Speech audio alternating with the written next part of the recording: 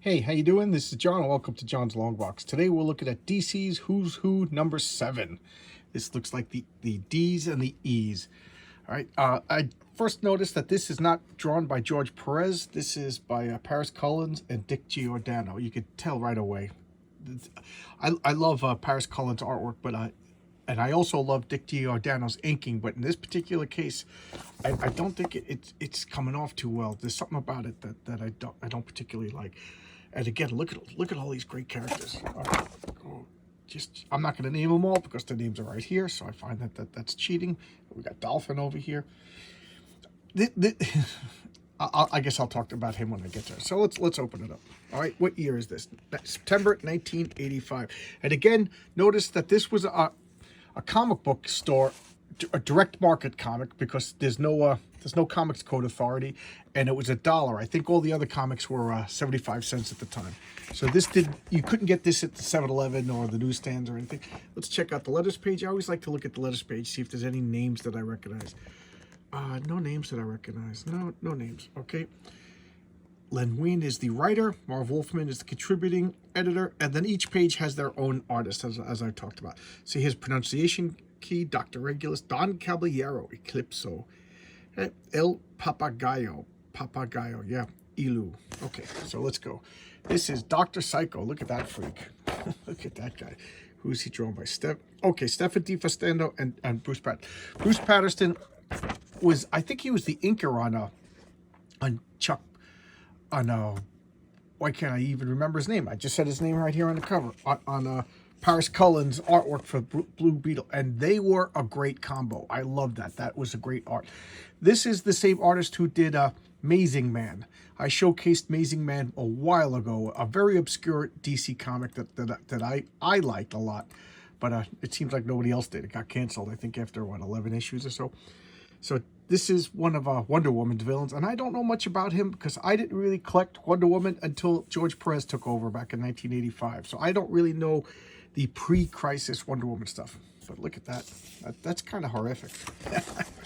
Dr. Regulus. Another character I don't know anything about, and without looking at the name, I'm going to guess this is Pat Broderick. Yeah, I recognize his artwork anyway. I love him. I talk about him all the time.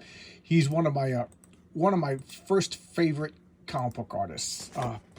Pretty much, yeah. He did Warriors of the Shadow Realm that I was kind of obsessed with for a while as a kid, which was basically a sci-fi Lord of the Rings kind of ripoff by DC Comics. I loved it. And who's Dr. Regulus fight? I don't even know. He looks like a villain. Adventure Comics. So he looks like he's a Legion of Superheroes villain. That's just, I don't know. It's simple and elegant. That looks like a good villain costume as far as I'm concerned. Dr. 13 by Tony DeZungi. I never could pronounce his name right. He's another one of the unfortunately named Trenchcoat Brigade that DC kind of dropped that name when the Columbine shootings happened, because that's what he called himself, part of the Trenchcoat Brigade. So there you go. And that was after what was that movie? I can't even think of, the Basketball Diaries. That's where that name came from. And he was one of these trench coat wearing magicians that trained Tim Hunter into the ways of magic, and that Neil Gaiman Books of Magic. I showcased that a while ago too. I really like that comic series. That was a fun. Star Spangled Comics. Was he created by, correct me if I'm wrong, but I think he was also, no, that's Dr. Occult. I was going to say he's created by Siegel and Schultz, but that's Dr. Occult. Who is this one? Zinzin Detective Comics. So this is a Batman villain. I don't know much about him other than he looks like a Fu Manchu kind of ripoff. Bill Sienkiewicz. I wouldn't have guessed that. That doesn't look like Bill Sienkiewicz to me. Oh well. Over here it does, but this, I don't know much about him, so I can't really talk about him. Doll Man. This was let's look at the artist first. Murphy Anderson. I was going to say that Murphy Anderson seems to be drawing a lot of these Golden Age characters. And Doll Man, he's like an Ant-Man. He shrinks down to this. I think he's trapped at the size of a doll, and then there's a female doll woman. And this was in the same comic company that did Plastic Man. So I think it was Police Comics was the name of the company.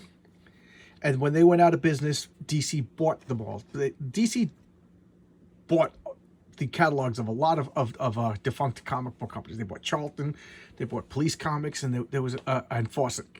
Fawcett, I think they inquired in a lawsuit. But so here's another one. He's trapped at doll size, but he has his full human strength. You know, there's a lot of heroes like that. Dolphin, who drew this? Dave Stevens. Yeah, I was gonna say nobody draws sexy chicks like Dave Stevens. You know, that's just his trademark. Cute, sexy girl, and she's like an amphibious water hero. I don't know much about her other than she showed up a few times in Aquaman. I think she was like a love interest for Aquaman. What's her first appearance? Showcase 79. That doesn't give me much information. I don't know much about her. She has this non-costume, you know, she's wearing the Daisy Dukes and a shirt. She doesn't have a traditional superhero costume. I don't know if she had superhero adventures or not. The more I'm talking about it, the more I realize I don't know much about her. Okay, Don Caballero, another guy I don't know much about. Bill Ray.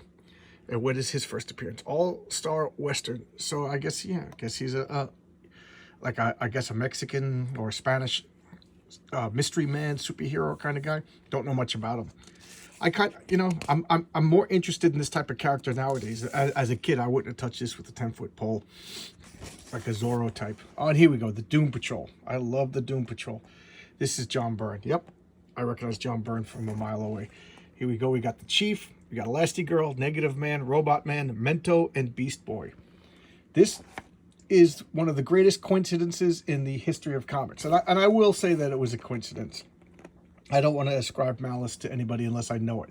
But Anton Drake, yeah, My Greatest Adventure number 80. Anton Drake and Stan Lee both came out with a team of misfits who didn't fit in with society, who were led by a leader in a wheelchair. What are the odds? And they came out within like 2 months of each other. I think the Doom Patrol came out first, and then the X-Men. And at first, Anton Drake was just like, yeah, Stan Lee ripped me off. And then later on, he kind of toned it back a little bit and said, yeah, coincidences happen. So I don't know the truth. I wasn't there, and I'm going to give everybody the benefit of the doubt because that's what I do. This Mento, he's Steve Drake. He became the stepfather of Beast Boy or Changeling, depending upon it. And he didn't want to be a superhero, if I remember correctly. He married Rita Farr. He just wanted to, you know, he was, you know, in love with her. And then she died. She adopted Beast Boy or talked him into adopting Beast Boy. And then she died, and then he was stuck with Logan. That's his real name, Garth Logan. And he was kind of like an absent father or a distant father, kind of a jerk. He's not really portrayed as the most heroic of heroes. This is the resident Pinocchio of the group. Robot Man, he's my favorite. I just love that. The character that was once human, lost their humanity, and therefore struggles the hardest to retain his humanity and becomes like the kindest person in the group because they know what it's like to lose something. You know, I just love that. That's the Thing. That's Cyborg. All of my favorite characters seem to be Pinocchios. And that's Rita Farr, Elastigirl. She has the power to like stretch and size change. I don't know why she's considered a freak. You know, she looks totally normal, and it is kind of a cool power. Negative Man, he has the ability to release this negative spirit. It's made out of like X-ray energy or radiation or whatever, and it can only leave his body for 60 seconds. If it's out of his body for 61 seconds, they both die. And the only thing that is these lead-lined bandages. So he's like horribly disfigured and has like radiation burns. To me, he's the most, you know, Robot Man and him, I think, had lost the most out of the group. And there's Beast Boy. He has the power to turn into animals, and then the animals are always green for whatever reason. I don't know. That's distinguishing for him. And then the Chief. Depending upon what iteration of the Doom Patrol, the Chief is like just like a cold, distant father figure or a full-on supervillain. You know, it just seems like in the 90s, anybody with heightened intelligence became like a bad guy. I don't know what was going on in the 90s, but Reed Richards, you know, all the super scientific guys, even Xavier, you know, he was kind of a bad guy at the time too. And here's the second version of the Doom Patrol. This was Niles Calder, the Chief. That was his estranged wife who went looking for them when the Doom Patrol died. and became obsessed with that they're still alive and have to find him. And of course, Robot Man survived. Then there's Negative Woman, Celsius. No, her name was Celsius. This was Tempest, and her, yeah, and that's the group. 1, 2, 3, 4. I don't know why I was counting out another one. I don't really know much about them. I don't have much of their adventures. I think she was killed off really quickly. He became one of the founding members of the third version of the Doom Patrol, which came out after this series, and then the only way to describe him, he was just dull and boring. He has a cool name, Tempest, and he could fire like these power blasts. But he became like the medical doctor for the Doom Patrol, which is pretty cool to have a resident doctor right on your team. And who drew this? Joe Stanton and Terry Austin. Okay, and let's start with Greg LaRocque and Bob Wiacek for Dragon King. I don't know anything about him. All-Star Squadron Force. So he's probably a Japanese, Imperial Japanese World War II villain that fights the All-Star Squadron. That's a pretty cool costume, actually. Again, you guys, I've talked about my taste. I like things that are like simple, elegant, and old-fashioned. And Dream Girl, who drew this? Jerry, or is that Jerry? No, James Sherman. Jeez, I couldn't read that.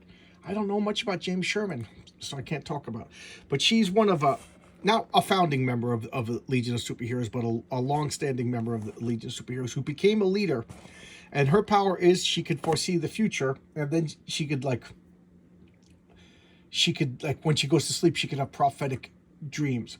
And I said this before the last time I talked about the Who's Who, that the Legion of Superheroes, they have like over 30 members. And what they do is they make like specialized commando teams, like special ops teams, special forces.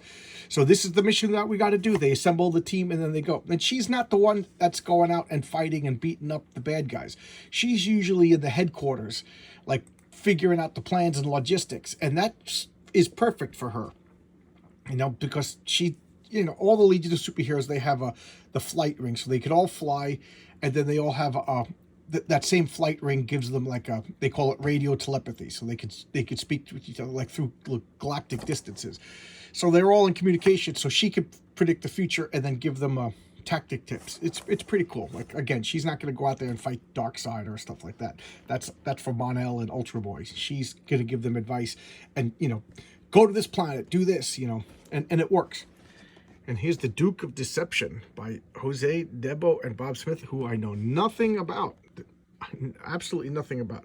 Oh, it's a Wonder Woman villain. That's why I don't know anything about it. I don't know pre-crisis Wonder Woman too well. The Dummy. To me, that's terrifying.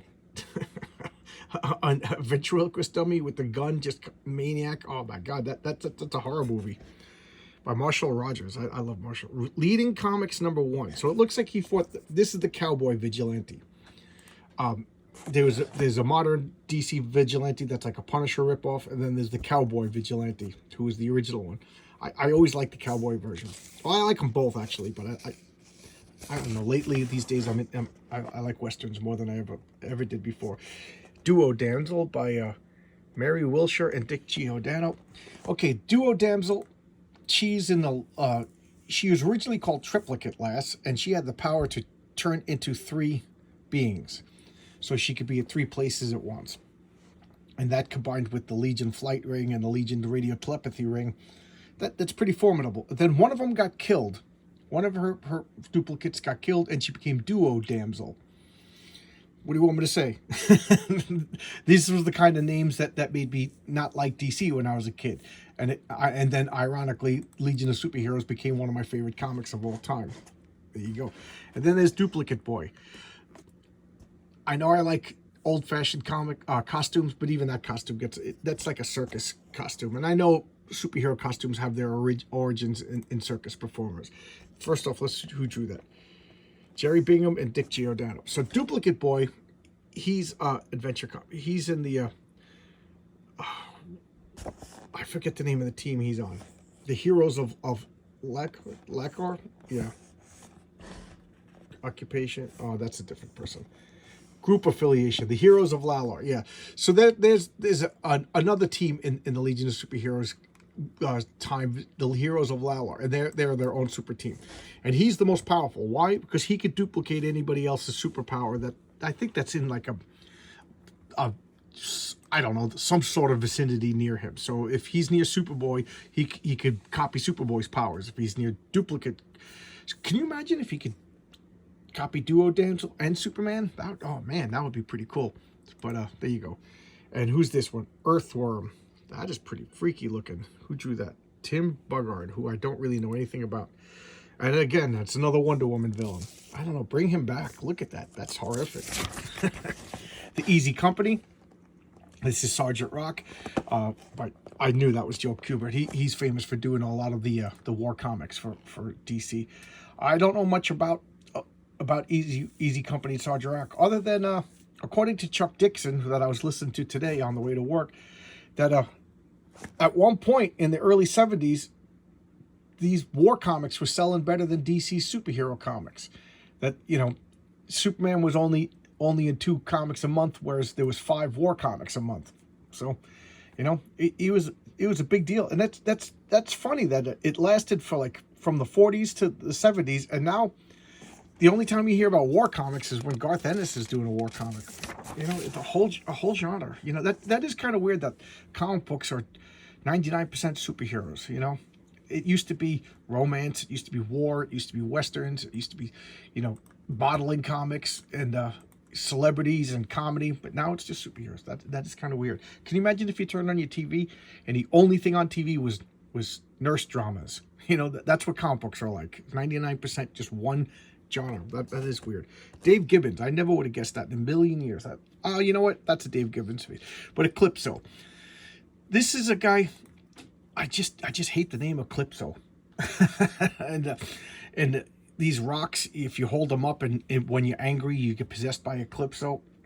And it's a horrible villain. But then they actually did some pretty cool storylines with them, like in later Justice League. He fights the Justice League. But even that costume is a little too hokey for me. And here is the epitome of DC hokiness, Elastic Lad. This is Jimmy Olsen. He drank like a fluid there, ginkgo juice, and became Elastic Lad. So it was like little like side stories of like Superman's pal with powers. I don't know. What do you want me to say? Howard Berger and Romeo Tango. Here we go. Elastigirl. I already talked about her. This is drawn by John Byrne. I love that costume. That is just a classic superhero costume. You know, it's kind of dated, but at the same time, it's kind of cool. And she was exposed to like these meteoric vapors, and it gave her the ability to like shrink, grow to colossal size, and stretch. I don't know why that qualifies her as a freak. These are all pretty cool powers, pretty powerful powers, but she thought of herself as a freak, and I guess that's all that matters. And then she joined the Doom Patrol because that's what freaks do. There you go. El Diablo, who drew this? Gray Morrow. I love Gray Morrow. I've been reading creepy magazines, and Gray Morrow does a lot of the illustrations of just a legend, a legendary comic book artist. Amazing. And this looks like a cowboy character. Yeah, All-Star Western #3. I think I might have a couple of comics where he appears in them. Like I collected Jonah Hex, and I think he was a backup character. But I said it a million times, even in this video, that I'm more into westerns now than I've ever been. I'd like to read some. That's a cool look. I love the spurs. All right, Electrocutioner. Oh no, David Rose and Claus Janssen. I said oh no because when I was a kid, I made up a supervillain team for my role-playing game that I play with my friends, and they were called the Executioners. And the leader of the Executioners was called the Electrocutioner because I was a kid, and that, to me, that was creative. And he almost looked exactly like this, except take out the red. He was all in black, and then he had like black robes, and they all had like black executioner hoods. These are my characters I'm talking about. And then he had a lightning. So they all had like a chest device. One of them had an axe, so he had an axe symbol on his chest. But they all looked the same except for like a yellow symbol. I thought it was pretty cool looking, but I was also, what, a 14-year-old kid. So other than that, I'm talking about another character. I'm talking about my version of a character, and I don't know anything about this character. From this illustration, it looks like he fights the Vigilante. This is the Vigilante. This was DC's version of the Punisher. But if you read this comic, you see he's not quite the Punisher. The DC didn't want to pull the trigger and make him he's a guy with guns, called himself the Vigilante, and went after criminals who like went through the cracks of the justice system, but he didn't kill them. You know, so DC just didn't want to cross that line. Element Lad. Okay, who drew this? Colleen Durant and Carl Kessel. Colleen Durant, I really like. She did a comic that I really enjoyed called A Distant Soil. That was all of her. That was just her. She wrote it. She drew it. That was her baby. And I should break out an issue of that. Just hearing that name made me think of that. I haven't thought about her in a while. Element Lad. Okay, so he's one of the not a founding member of Legion of Superheroes, but a long-standing member of the Legion of Superheroes, and he has the incredible ability to transmute matter. So he could turn lead into gold. He could turn air into chlorine. He's supremely powerful, and one of the things I don't like about the Legion of Superheroes is everybody on his planet can do that. So why don't why don't they just like form an army and take out all the evildoers and you know, I'm sure they can't find 1,000 people from this planet that would be interested in being a galactic police force. They're so powerful. He could turn stuff into kryptonite, you know, and take out Superman. But anyway, this I wanted to talk about. You see this chest symbol? The Legion of Superheroes and the Micronauts, as far as I know, were the first two comics that made up their own like alphabet. So the Micronauts had this like Sanskrit inspired alphabet that there would be like graffiti and secret messages all over the place in the comic, and then you could look it up and find messages. I love stuff like that. And then the Legion of Superheroes, they had Interlac, which was like this future language that spawned throughout the galaxy, and every once in a while you'd see a guide in the letters page, and you'd see like billboards written in Interlac, and then you could decipher, you know, just like in that Christmas story, drink your Ovaltine. I love that stuff as a kid. You know, it was so much fun. You know, it was a little bit of work, but it made you feel like a little bit more than just a comic book. It made you feel like part of that world. And Elongated Man, along with Elastic Kid, Elongated Man to me is like the ultimate hokey DC superhero. Elongated Man. Well, they got me to like him in the Keith Giffen Justice League, but he's still not one of my favorite characters. And who drew this? Carmine Infantino, Dick Joy. If you've been following my Who's Who series, you know that I've been saying that Carmine Infantino, this is late in his career. He's one of the original artists, so he's kind of an old timer at this point. But he's really defined by his inker. You know, this is pretty good. This is pretty good. But a couple of the drawings, if you saw, he had a different inker, and it just didn't look too well. El Papagayo, that means the parrot. And who is this? This is Mark Texier and Frankie. I know Frank Giacola, and I don't know if I'm pronouncing his name. I don't know anything about this character. Jonah Hex number 2. There you go. He fights Jonah Hex. I got nothing else to say. All right, so here we got what is it? Oh, Elo. This is from the Omega Man. Elo is a being of like pure energy, and I talked about the Omega Man a lot. I find myself talking. I got to showcase it all. Omega Man was a series that was a lot better than it deserved to be. It was a sci-fi superhero, so it was a perfect blend of superheroes and science fiction. And they patrolled like the Vega system that had like every planet was inhabited. They had something like 18 planets, so there was like 1 million different races. Some of them were at war, some of them were at peace, some of them, you know, were primitive, some of them were super advanced. And one planet that they called themselves the Citadel. They were conquering everybody, so it was like a Star Wars kind of thing. But the members of the Omega Force had superpower. It was really cool. And the Omega Man, not the Omega Force, and characters would die. It was like the Game of Thrones of comics. You know, you'd be like, not this guy. Oh my God, he's dead. You know, and it would shock you. And they'd stay dead. And as far as I know, that they're still dead, because I don't think anybody's doing anything with the Omega Man these days. All right, here's the Emerald Empress.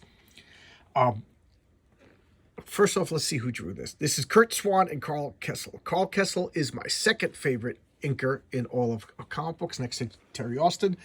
And Kurt Swan to me is the ultimate Superman artist. You know, when I close my eyes and I think of Superman, that image that's in my head is drawn by Kurt Swan. I love Kurt Swan, just like classic square jawed, cool looking tough guy. But they all have like an old fashioned look that I think really works well with superheroes. So anyway, she fights the Legion of Superheroes, and she's like this pompous, arrogant wannabe queen, or maybe she is a queen. I forget the exact story, but she's you know, she's she's like a superly built, so she's stronger, smarter, more intelligent than everybody else. But what really makes it is she has this eye that follows her around, and the emerald eye, or there's a name for it, but it is like, it just does her bidding. It's like it's an extension of her will, and it's just super powerful. Look, it could take out like Superman if it blasts you. So she's super powerful. She's like this destructive force of nature that must be flattered and must be pampered. She's, it's just, I don't know, just kind of scary, this super arrogant, pompous, super powerful, unsatisfiable wannabe Empress. She's really cool. And I remember she grabbed whose jaw was it, and just crushed his jaw, because she does have superior super strength, and that person had to wear like a cast around their jaw for a while. Who was it? Was that Lightning Lad? I forget who she crushed their jaw. That was amazing. And the Enchantress. Let's see who drew this. Carl Potts and Dick Giordano. You saw the Enchantress. She was in the Suicide Squad movie. But what was her name? Claire Devaney did a horrible job acting. That girl can't act. But let's see. Strange Adventures 187. So she's like she transformed. She's got like that schizophrenic. In her normal human form, she's just a regular woman. June Moon, I think, is her real name. And then she transforms into the Enchantress, where she's a supremely powerful magic user. That's like one of the DC tropes, is like everybody's like godlike, god tier power. I kind of wish they would tone that down a little bit, because the more powerful a superhero is, really they're kind of boring. I know. I like that's why I like the Marvel heroes better. They have like real human flaws that make them interesting. The Enemy Ace. This was a World War One pilot, and he fought for Germany, but this is World War One, so don't mistake him for a Nazi or anything like that. That was just a regular political war. And I can't believe, but World War One war stories, they were really big at the time in the 60s. Again, DC more than Marvel branched out with many genres of comics, and like I said, westerns and models and comedy and adventure and movie stars and superheroes. That was just one of the many categories, and pretty much the only thing that survived. And this is just one of them. I have a few stories written by Garth Ennis, but I don't have any of the original stuff. And the more I listen to Chuck Dixon, he, like every other Wednesday, he does like an hour question and answer, and people are always talking about his favorite comics, and he's always talking about these DC war stories from the 70s. So if I used to see them a lot in like 50-cent bins, but I always just skipped over them because I wasn't interested. But now if I ever see them, yeah, I'll pick them up. Why not? Enforcer, who drew this, Raphael Kahneman and Gary Martin. I know nothing about this character. Absolutely nothing. Kind of a cool costume. What was she in? Fury of Firestone. That's funny. That's funny because I love that series. I forget who I was talking about that online with on Twitter. I commented something. Somebody said something about Firestorm. I commented, and it turned into like a 2-day exchange. You know how that could happen on Twitter. Very pleasant, which is odd for Twitter. And we talked about how there was a lot of interesting villains, and we were mentioning villains and talking about them, and nobody mentioned Enforcer. So there you go. The Eradicator. This looks, Carmine Infantino and Dennis Jensen, who I know nothing about, but this is kind of cool.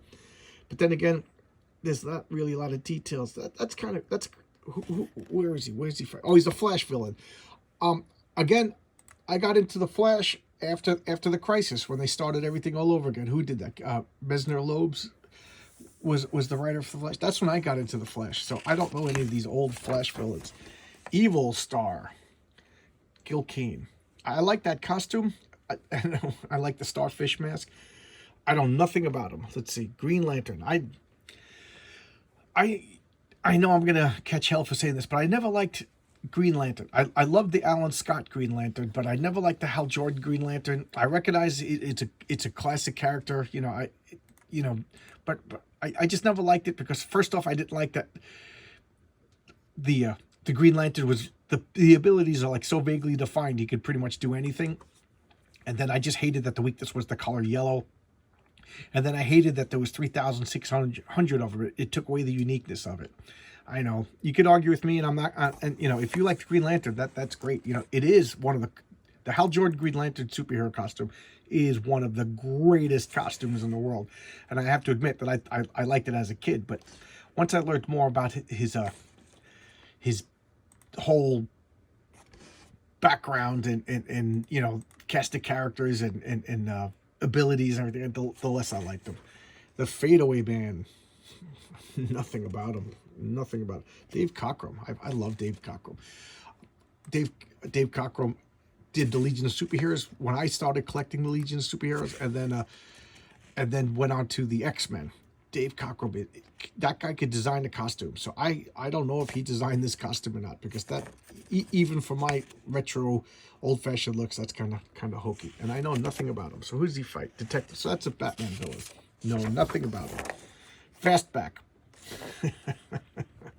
This is okay. First, let's Scott Shaw. Okay, so this is one of the members of Captain Carrot and the Zoo Crew. He's this speedster turtle. Yes, it's a contradiction, and that's what. And this is one of the comics that I remember saying as a kid, I will never collect this in a million years. And then somebody requested it on my channel, and I picked up the first 5 issues. They're dirt cheap. They're only like $3 each, and it's fun. It's funny. It's a comedy. It's the rare thing. It's a comedy comic that's actually pretty funny, and it doesn't just rely on pop culture references. I'm going to sneeze, everybody, so I'm going to end it right here, okay? I don't want to sneeze all over all over the phone. So I'll see you tomorrow with another video, everybody. Thanks a lot for watching my videos, and I'll check out another video tomorrow. Bye-bye.